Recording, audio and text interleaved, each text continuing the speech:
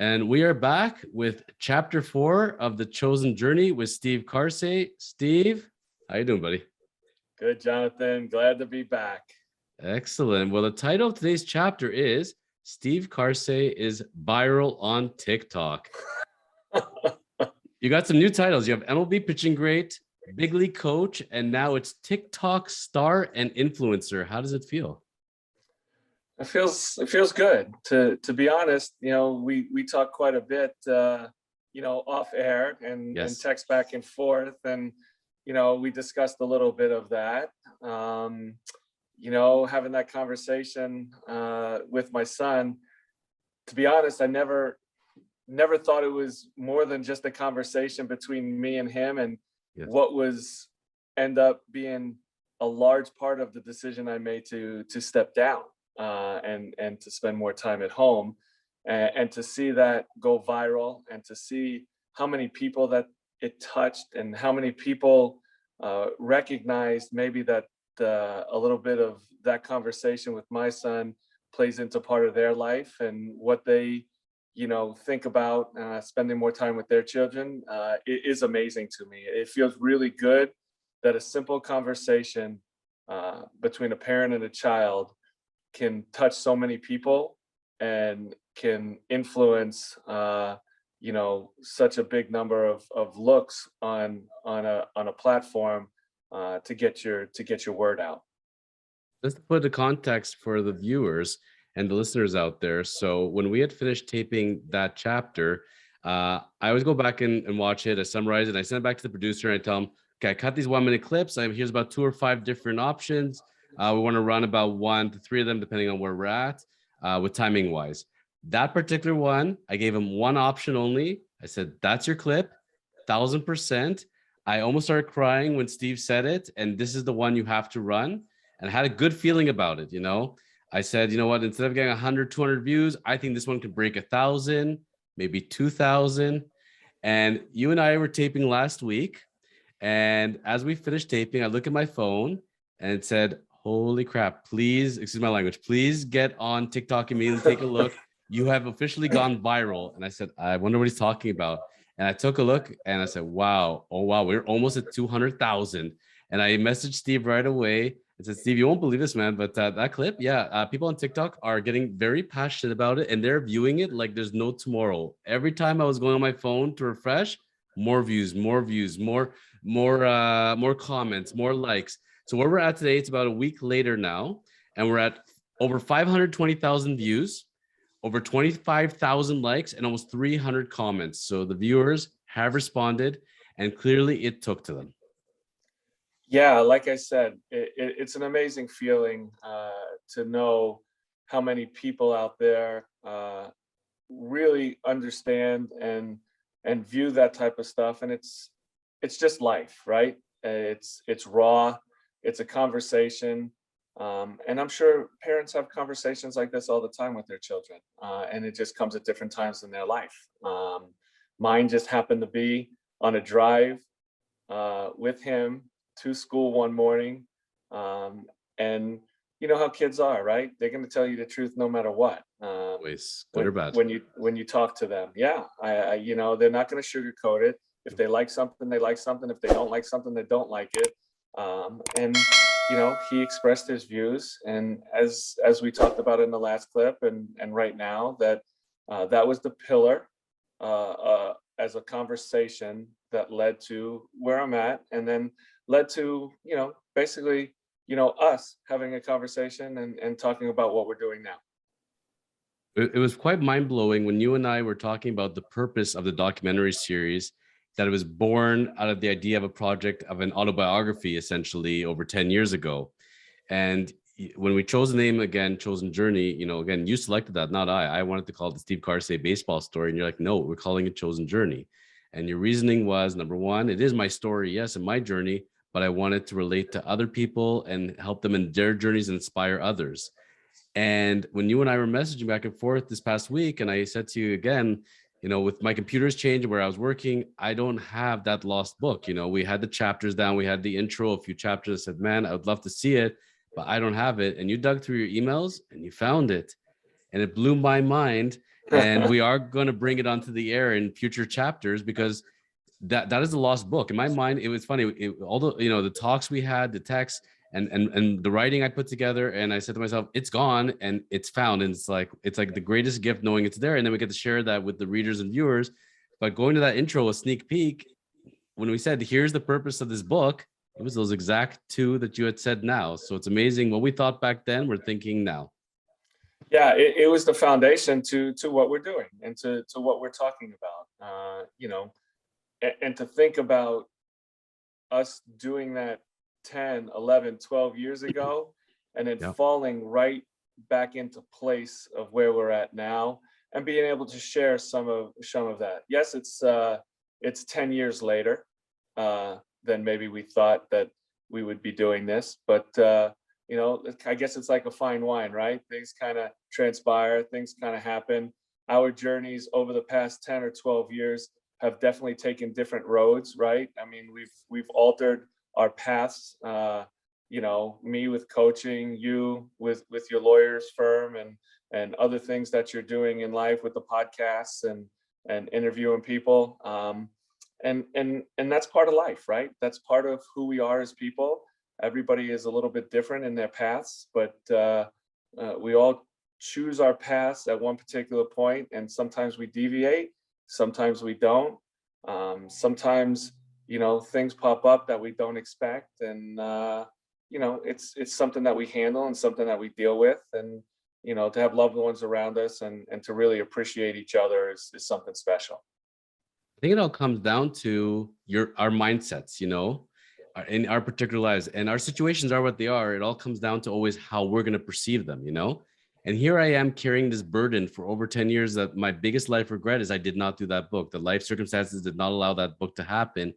And then when it hit me one day, I said to myself, if you had written that book, you would have lost all those interviews. Every time you and I are sitting together now and talking, and we get to show this to the world, I think to myself, if we had done that 10 years ago and not taped them, that would have been the tragedy. So in fact, a burden turned into a blessing in that sense. Now, that being said, we are going to jump into today's chapter, and it's going to be a little different. When we were going through this initially, and you said, got to encourage the readers, got to encourage the viewers, please send in your comments. Please send in your comments. I'd love to hear them. Maybe we can do one or two. Well, Steve Karsay, this is your life, buddy, and you asked for it. Be careful. I told you with the internet, be careful what you ask for, because you might just get it. And today, the whole chapter is just devoted to your reaction. So Steve has not read these, by the way. Steve has not gone on TikTok. Steve, you promise you have not gone on TikTok and read these. I have not gone on TikTok. That is correct. So he has not gone on TikTok. I got to laugh about them. I sent them a couple of them just for amusement's sake. But we're actually going to now, all you people that wrote in, here's your names, here's what you wrote, and you get to watch Steve's reaction in person. And listen, I love this. I really think this is something special, again, that people take their time out of their day to write a comment, and to be able to at least hear it, understand it, and see where they're coming from, is definitely an inspiration to me. Just whatever you're expecting in your mind it's going to be, people were all over the map. I told you this was not the political episodes. They're not blaming you for ruining a country or trying to kick you out. That's a whole separate episode, something a totally different podcast. On this one here, no matter how harsh people were, they were actually quite gentle, and it was all tongue-in-cheek. So the vibe was really good. Let's jump into it. This is in no particular order, by the way. I'm just throwing them out there as we're going. We're trying to get to as many as we can. Mike, aka Smooth, you clearly understood the assignment. Great dad. Just to let you know, there's going to be a lot of them like that. There was a user with like 20 numbers. Great man. A job is a job. Then they're getting into an argument here, and this guy named Bud writes in, you've never stepped foot on the MLB field. He's better than you, and picking his kid is great. So they're debating on that. So you kind of see those vibes. And one of the things was, Steve, all of a sudden you have discussions on discussion, people commenting on comments, sometimes people correcting people, give information.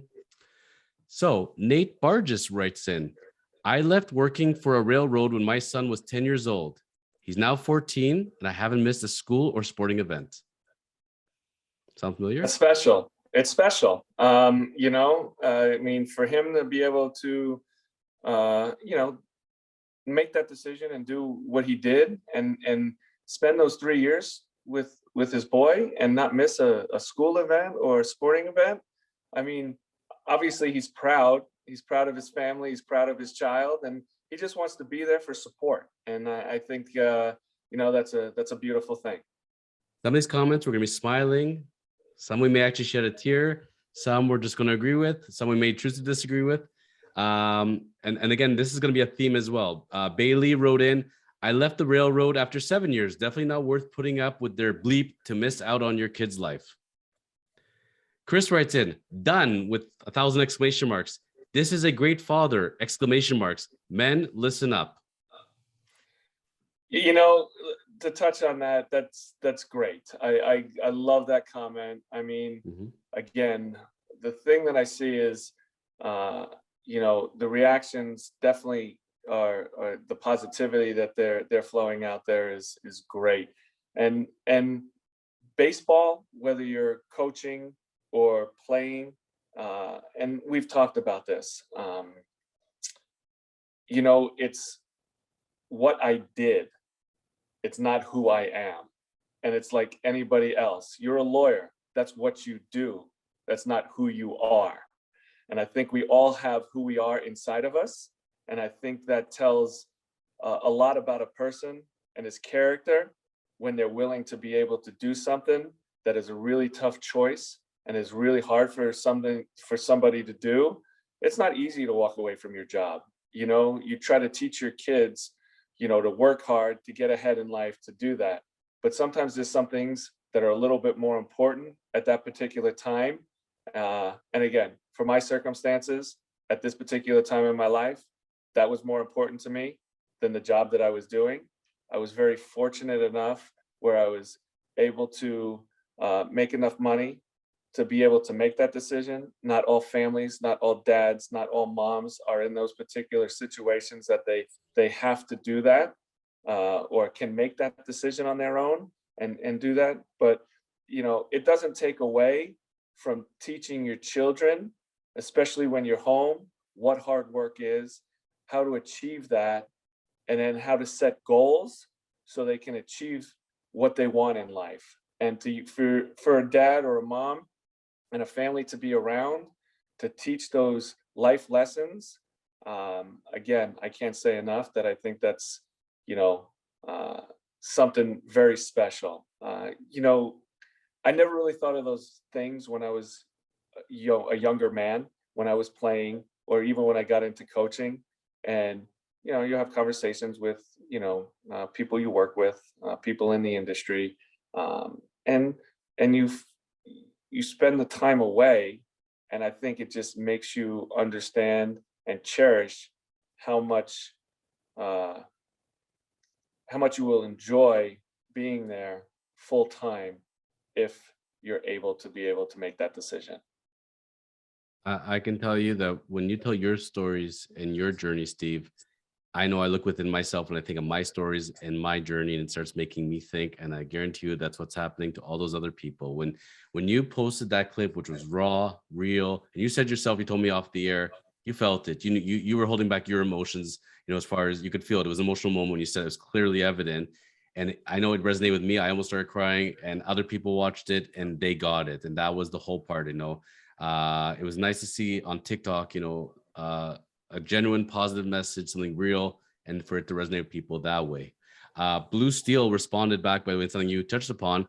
It's easier as a multimillionaire. Not everyone can do this. And then Chris writes back, you're right, but that's not my point, exclamation mark. So see, Chris had your back there. And it is so many sides to this. And and again, through the comments, you'll see people of different incomes, jobs. This transcends that. That's not about that. It's about, at the end of the day, the kids and where one's at as a parent. And as Steve and I talked, and then we're going to be hinting to the viewers and the listeners out there, as we learn more about Steve's story, my story, there's more to this than meets the eye, folks. What you do as a parent very often comes back to the childhood that you lived, and you make a decision as far as Steve and I both grew up without fathers. That changes and shaped us. And then there's the decision as far as being a father going forward, how that is. Kid Colton 14 wrote in, he'll never forget it, 100. Nikki G. Bear fan. I love my son this much also. You're a good man to put him first. NC2. Nothing like watching him hit at a ball at his game. It means more to him when he does that and sees his dad. Real talk. ATK. Absolutely beautiful. Great dad. A user with a million numbers. What a great dad. You'll never know how much that will impact his life and what an awesome role model you are. John R, best dad. User, awesome. They're only little for minutes. He will appreciate it. Tyler Matlock, this is the same reason I'm walking away from coaching after 22 years. Sounds familiar, Steve, eh? Yes. So I wrote back, Tyler, tell us more about this. Tyler wrote back, I've coached in Arkansas, Alaska, and Oregon, baseball and football. My kids are getting older. I want to watch them play. Yeah. I mean, you know, he gets it. I mean, he's starting to understand as they get older, they get smarter and they have a better understanding. And, you know, to hear these comments, they're very touching. They really are. I mean, it hits home. And, you know, like I told you privately, as tough as a decision as it was to do this, because I've built so many wonderful relationships in the game of baseball, even if it was a tough decision, it was the right decision. And these comments just are really fulfilling to hear and for people to understand that, you know, it means a lot. And buddy, we're just grazing the surface here. On the road dad writes in, last summer, I quit my job to spend the entire summer traveling to US with my kids. Best time of my life. Now I'm back to work. ... I told you about my own travels with my son, Jeremiah. We went to Miami for a couple of weeks and did a road trip. And it's funny, folks, for some, you know, you're able to do it full time. You know, I had a stay-at-home mom and that helped shape me. Even if it's a trip, it's something. Everybody can do it in their segments, but again, it's not always about the quantity, the quality of the time. Sometimes it's both, but finding their way, you know? And I wrote to On the Road Dad, I said, amazing story. And he writes back, thanks, it was amazing. So Chief's Dog writes in, never heard of Steve Karsay, man. Like, what the hell?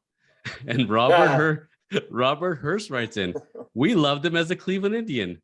Great pitcher. I wrote in, and a great human being.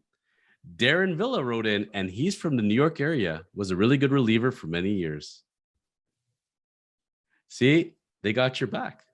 Yeah, you know, not everybody's going to know who I am, but that's not the point of this. The point of this, of getting across, is who we are as people and what journey we take, no matter if we play baseball or if we don't play baseball. If we know Steve Karsay, we don't know Steve Karsay. Yeah. That's exactly it. You know, yeah, I was fortunate enough again to play the sport, but you know, the biggest compliment I could ever get when I played was that this guy is a good teammate. And if you get that compliment, to me, that is better than, hey, he was a great pitcher, or hey, he was a quality middle reliever. But if you have a person say, hey, that guy, man, he gets it, he was a great teammate, that just tells me, you know, that person's character is caring about other people, you know, more than himself at times. Keep that thought in mind, my friend. Did you have any nicknames throughout your playing career? Nicknames, just short last names. I was mostly considered Kars, you know, Kars. Hey, yeah, Kars. The original a lot baseball easier than variation. Steve. Yeah, so it's a Kars. What else? It's basically, that was really it, to be honest with you. I mean, well, not according to Batman 505. Uh-oh. He writes, that's my boy. The original, in quotations, Big Money Grip. Oh, Big Money Grip. That must have been a minor league guy that I played with. Oh, man. He found you. I know. Listen, if it's Big Money Grip, I got to believe, and I hope I'm right, that it is a guy from Mississippi, and his name is Howard Battle. And where did you play with him? Oh, I played with him all through the minor leagues. We played in Myrtle Beach together in 1991. 92, we played in Dunedin together. 93, before I got traded, we played in Knoxville. And then, obviously he went on and played a little bit of time in the big leagues as well. But you know what? To hear Big Money Grip, it's funny because I haven't heard that in 30 years. Big Money Grip. Now, how did you get the nickname Big Money Grip? They must have gave it to me because I signed in the first round and probably was fortunate enough again to, be paid first round money. I mean, essentially what it is. It's not first round money is what they make today. If you look at what first round money is in present day form as opposed to 30 years ago, and that's a topic for another time. That's another thing, but big, because signing bonus money today is retirement money from day one can be. Yeah, right, good. No doubt. That one is I'm putting a nice down payment on a house. Yeah. If it is Howard Battle, I would love to talk to him another time because that is special right there. Well, I said, tell us what that means. And Batman 505, I gave him the name due to his hefty signing bonus he received from Toronto! We played together in Toronto's farm system! Great guy. And I said to him, DM me, please. Let's talk about this. Did not hear back, but it's probably Howard Battle. We will do our research on that. So yes, it has to be. It's fantastic. What a special guy. It was a lot of fun playing with him and being able to develop that friendship. We haven't seen each other in so long, but when something like that comes up, you put it in your head. So I definitely didn't give myself that name. It would have been on him, but it would be from Mississippi. I appreciate that, BMG. That's what we're gonna call you now, Big Money Grip, BMG. Another user writes in, good work, Dad. And I told you're never gonna know where these ones are gonna go, man. And there's more. George from NYC writes, sounds like you grew up in a great little town in Queens. #College Point. That's correct. Grew up in College Point, New York. It's about 5 to 7 miles from where Shea Stadium was. Yep. And it was just tucked away in a little corner. It was a very small town. New York is New York. There's a lot going on there, but it's not like it only had one stoplight or anything. It was a little town and there was a lot going on. I said to him, do you know Steve? He goes, no. Knew who he was. I grew up in College Point too. He's 2 years older than me. Never played together. ... Lutz 85. Wow, you're amazing, sir. Great decision. Bad Phil. Grew up around pro athletes and was tough on my school friends, especially when dads got older and traded frequently. Mary Fitzsimmons. Fair play to you, mate. You get what it's all about! !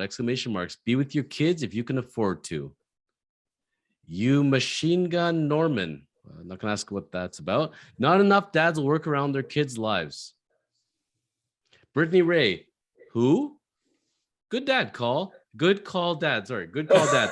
I did the same. Played pro ball, then had kids, traveled for work full time as an IT professional, and stepped away to be with the kids. So can you tell us more about the story? They apparently played for the Dodgers and the Red Sox in the early 90s. J Max gave you thumbs up and claps. Kathy Topher Cargill gave you some hearts. Jam63 gave you perfect. Hipmark wrote to you, that's why I became a single full-time stay-at-home dad for both of my kids with 1,000,000! Yeah, I mean, it just shows you on the comments and the people responding of how they take to their children and what they mean to them and how special that is. Again, you brought this up a little bit earlier in the show. We both grew up in our own way. Grew up without a dad.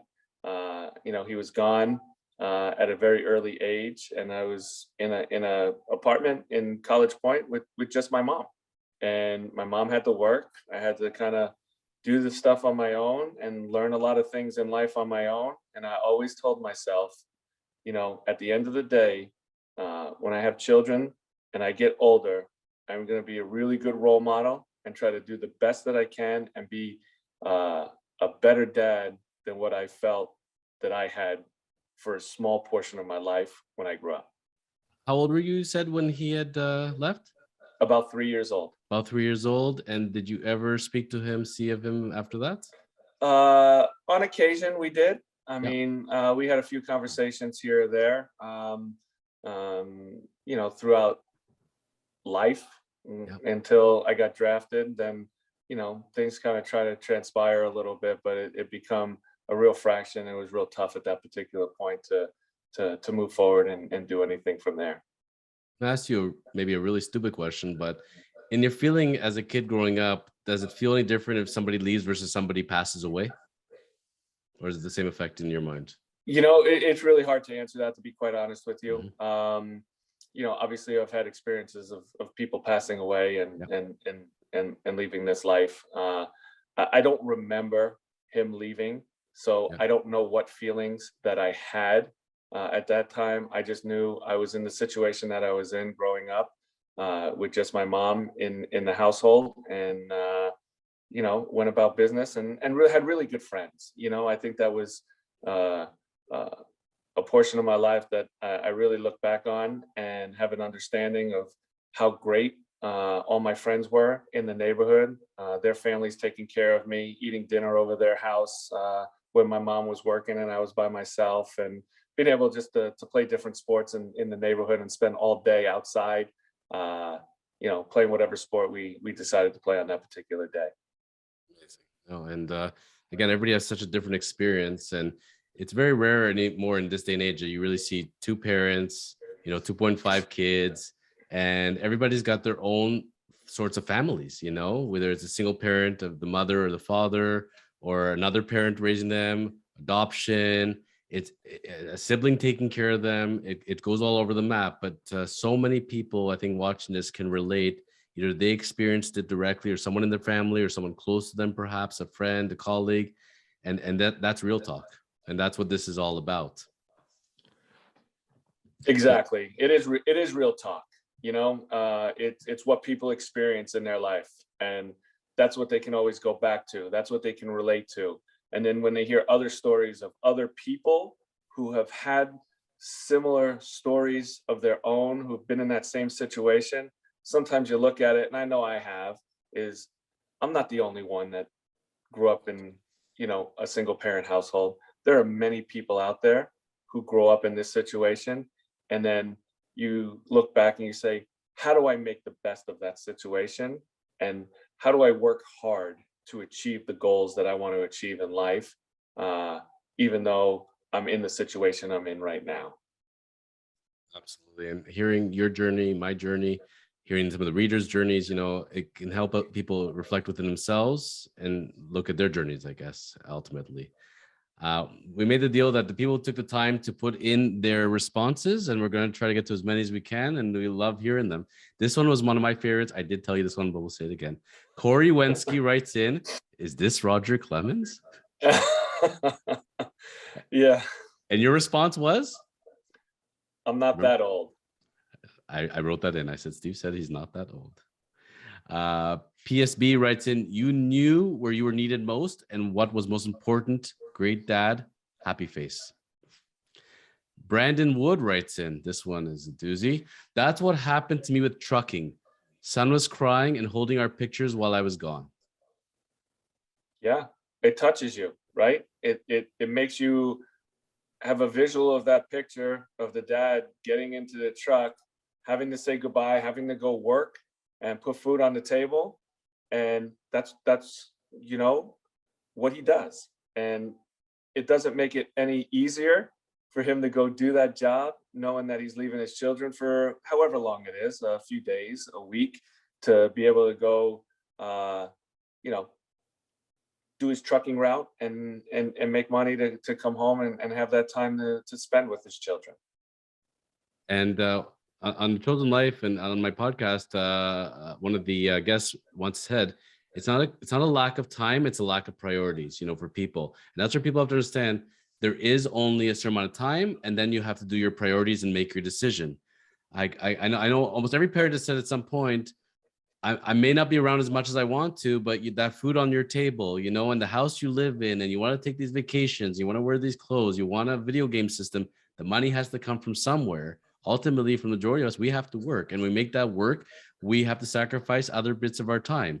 And we'd all love to sit on a beach in Maui somewhere and just, sip on pina coladas and play in the sand all day.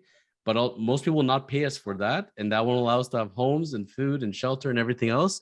So it does come time. And I think every parent can, reason with this. I only have so much time to go around. I want to be able to provide for the family. So I got to make some tough choices. And when you're able to be in a position to, great, but not everybody can. And some people make other choices to be able to sacrifice. Maybe, I'm going to go out less with my buddies, or you know what, I'm going to give up my car hobby of like fixing cars every weekend instead playing with my child. There's other ways to go about it, I think. Yeah. And it is one thing you can't get back, right? And that's time, no matter what it is.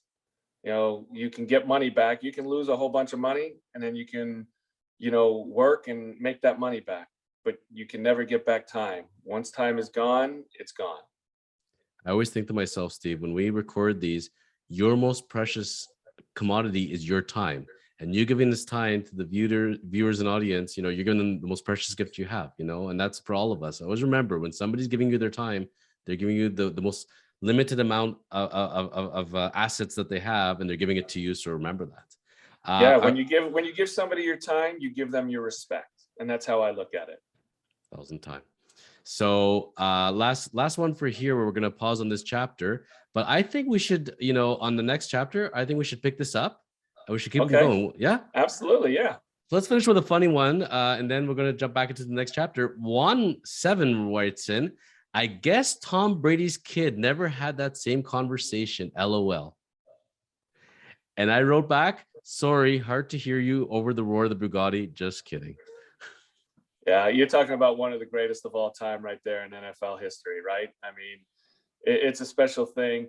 And we had a small conversation through text on this as well. Listen, football is a whole different animal than what baseball is. Football, yes, it's a 4 or 5 month season, and they have OTAs and early camps and things like that guys can skip. But football players only travel on a Friday, and they come back on a Sunday. So it's 2 or 3 days that they're away from their families if their families don't travel with them. Baseball, you are gone from your family if you're in a different town for 8 months out of the year. And that's where I feel like it's a little bit different animal with a football player, in a 16-game season, or now 18-game season. I always go back to the early portion of football, but an 18-game season as opposed to Major League Baseball, where you play every day and you have a 162-game season with spring training added on top of that, with playoffs added on top of that. So it's just it's a different mindset, and then it's a different way to go about how your family is going to have to handle that. Something I always marveled. You look at the football season, then you look at hockey and basketball. They're pretty similar, and then you got baseball. And baseball, just it feels like it's all year pretty much. It's very limited time that it's not going on. And like we talked about in one of our previous chapters, the life of a coach, and it transcends pretty much all year. And timing during the season, you're the first ones in, the last ones out, and very unforgiving job time wise. And there's sacrifices to be made. Absolutely, like everything in life, that everybody's able to sacrifice for their families. So I got a doozy for you for the next one, and we're going to hold off on that. So let's pause here, and we'll pick it right back up, and we're going to go back to chapter 5 and part 2 of our readers and viewers comment. Excellent.